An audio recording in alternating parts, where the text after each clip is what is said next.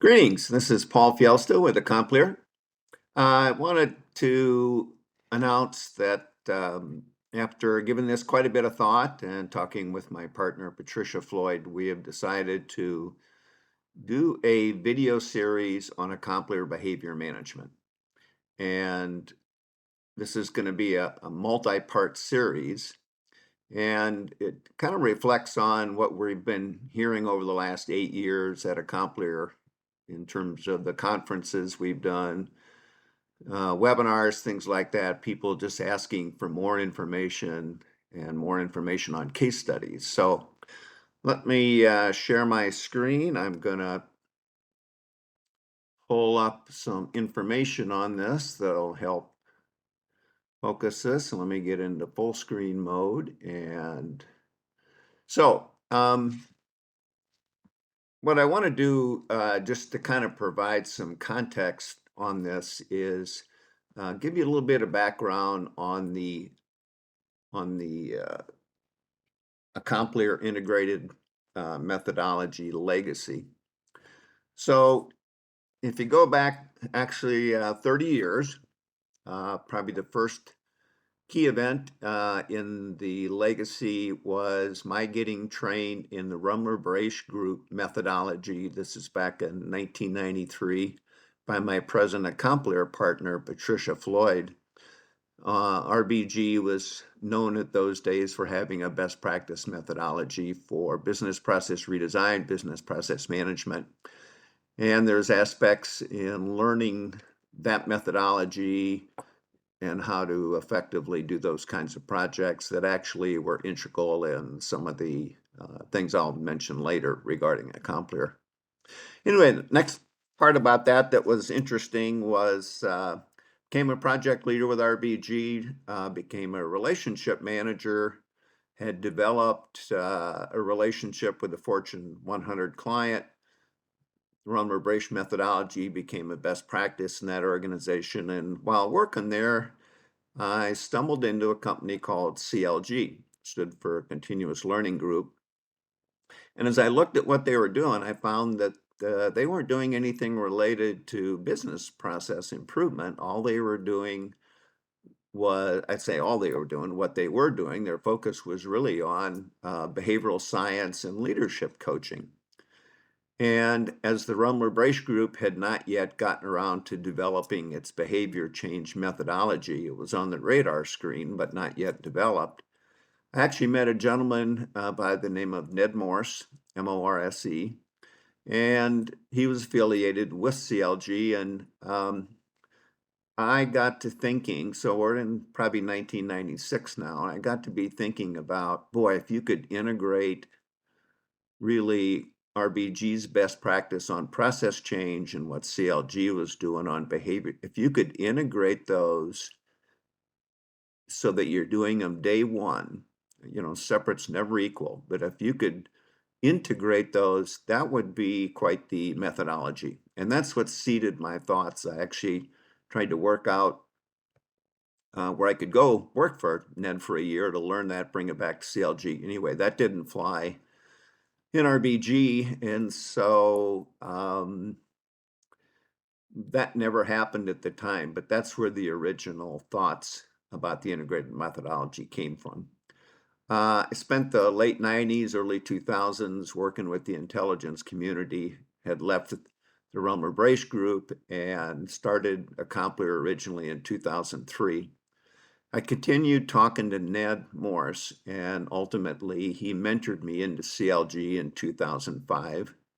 And so I put accomplir kind of on the back burner and really focused 2005 to 2007 on learning behavioral science, got accredited through my behavior science cohort group, and ultimately in 2007 developed the first integrated methodology. It happened to be at a client, and CLG ended up calling that behavioral lean sigma. So I did the first project in 2007, wildly successful, got showcased at the corporate Lean Sigma forum with posters and a presentation. And boom, from that point on, it was off to the races. I spent the next 8 years with CLG just doing integrated methodology projects. So 2007 to 2010, these were primarily projects related to process excellence and organizational excellence. Did some very interesting things. Probably the watershed coming out of all of that in 2011, CLG established a white paper. It was called Behavioral Lean Sigma, Making Change Last. It actually was the work that I had done with the leader of the Lean Sigma program. So it really was a program level case study on all the things that we did not include all the individual projects within that. So in 2011, because of my work at that client earlier, I got plugged into a SAP materials management deployment. This is my first time working in a structured PMO, had a lot of change management folks. One of my initial challenges was just kind of getting some understanding and alignment about what behavior management did and syncing that up with the change management folks.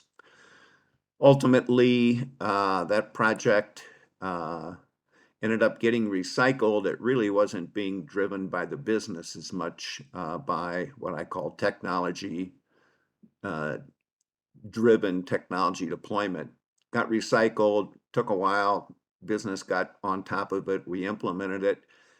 But so in 2012, the learnings from that really were integral to my getting plugged into a digital transformation portfolio PMO. And that was the start of what I call business-driven technology deployment. We did 16 or 18 deployments over 3 years. Proud to say we had 100% behavior change adoption and sustainability.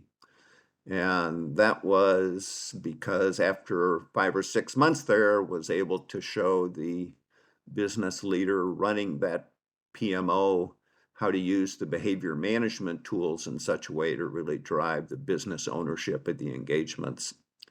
That culminated in a presentation. Actually, it was an industry process excellence presentation the leader of that PMO did on implementing technology and how to have business own the behavior change adoption and sustainability.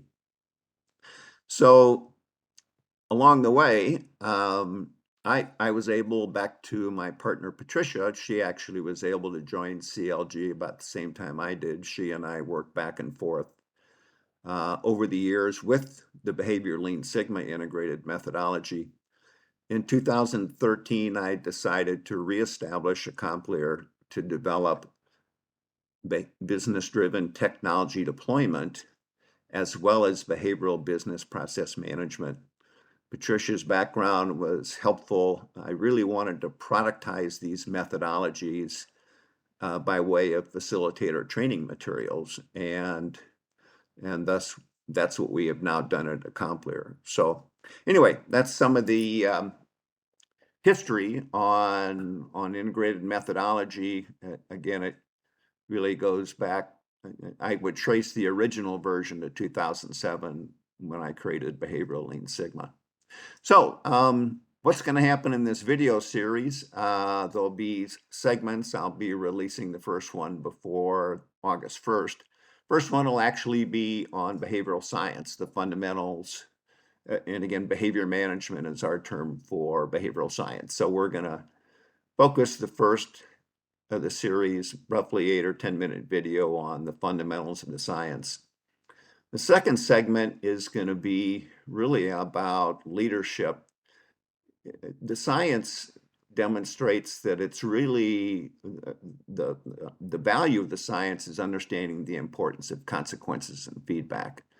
Of course, leadership are consequence providers, and so their role is critical. So there's actually an exercise I've developed that I'll introduce. People will be available to contact me and download it. So the second one will be all about the importance of leadership and in relation to employee engagement and uh, that focus there. The third one in the series is going to be kind of a 80,000-foot overview of the integrated methodology, how it was developed, uh, contrasting it with change management, some other things like of that nature, kind of a brief introduction of some of the key tools within that. And then in the series to follow, and there'll be probably 3 or 4 of these case study sequences, I'm going to pick projects that have been done over the years. Initially, I'll focus on the process operational excellence case studies. And then the last couple will be on digital transformation case studies. And so that'll be the series. And I think you'll find that very interesting, very enlightening, and hopefully you could immediately take and apply into the work that you're doing. So, first comment, just to kind of give you a little peek as to where we'll be going in terms of the science. First of all, behavior is a term, it's used all over the place, but from a behavior management perspective, just got to remember 5 words. Behavior is what I say or do. If you're talking about a team behavior, it's what we say or do. So we're not talking about thinkings and feelings. That's great in the cognitive world, in behavior land. This is about the more explicit manifestations, again, what I say or do.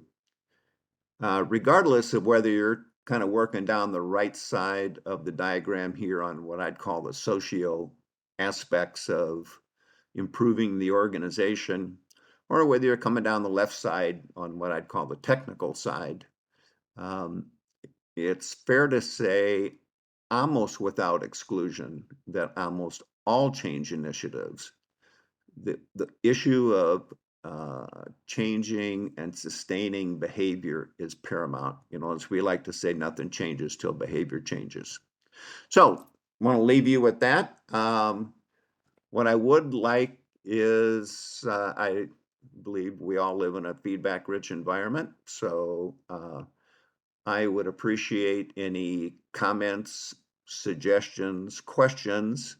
Please send them to me via LinkedIn. And again, before August 1st, you'll see an announcement that has to do with the first in the video series on the behavior management science. Thank you very much for your time. Look forward to seeing you all soon.